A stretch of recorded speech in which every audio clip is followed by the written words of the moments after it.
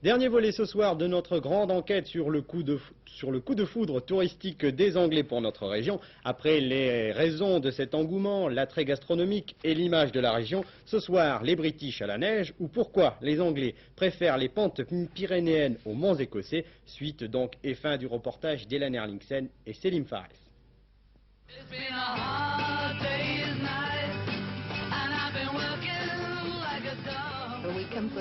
Nous sommes venus pour la neige et pour le ski. Non, bien moins que dans les Alpes ou en Autriche.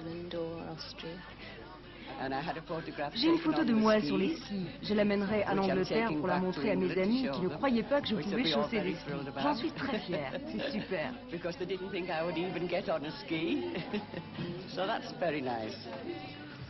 Je n'ai pas trop connu de filles françaises, mais je les trouve super.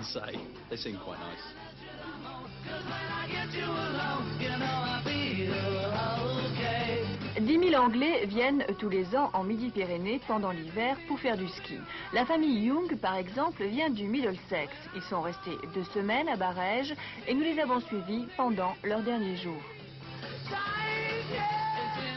Bonjour monsieur. Bonjour. Merci beaucoup. Ah. C'est moi. Thank you. Bon. Au revoir monsieur. Merci. À bientôt. Au plaisir. Les Anglais sont des bons clients? Oui, on n'a vraiment pas de problème avec eux. C'est rare quand ils viennent changer de matériel.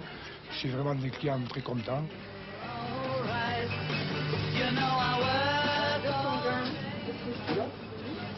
Ils nous achètent les produits, notamment le vin, ils aiment ça, les fromages du pays et des produits du pays en principe.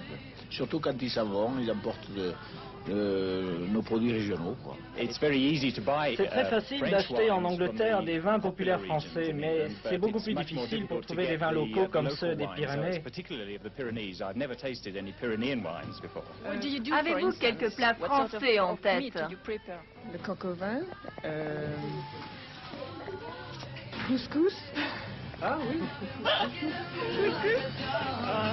Les Anglais se déplacent le plus souvent en groupe. En plus des lignes régulières, 4 charters viennent toutes les semaines, remplis de futurs skieurs. Sur place, ils continuent parfois la vie de groupe et choisissent l'hébergement en commun, le plus économique comme ici, dans cette maison entièrement louée, pour eux, par une agence de voyage anglaise. Chaque groupe est différent. Certains viennent ici parce qu'ils ont entendu parler des stations et des cours de ski. Et puis, il y a des circuits qui les intéressent.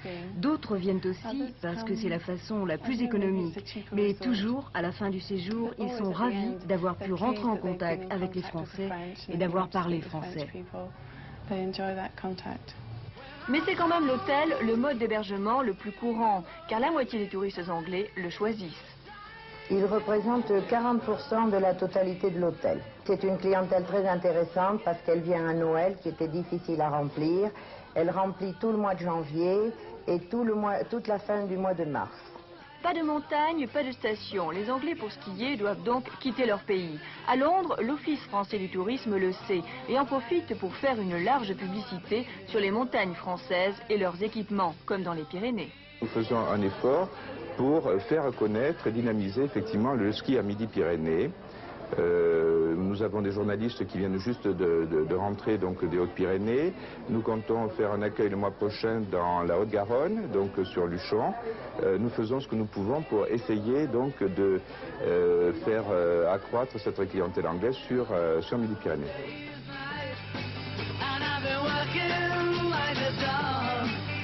Soleil, accueil, montagne, stations bien aménagées, les Pyrénées ont tout pour plaire aux Anglais. Seulement voilà, dans leur tête, les Pyrénées sont le plus souvent espagnoles. Donc une image de marque à modifier. Et puis leurs séjours sont trop courts. En moyenne, 5 jours. L'idéal serait de les ramener au moins à 1 semaine, voire 2. Là aussi, c'est encore à nous de jouer.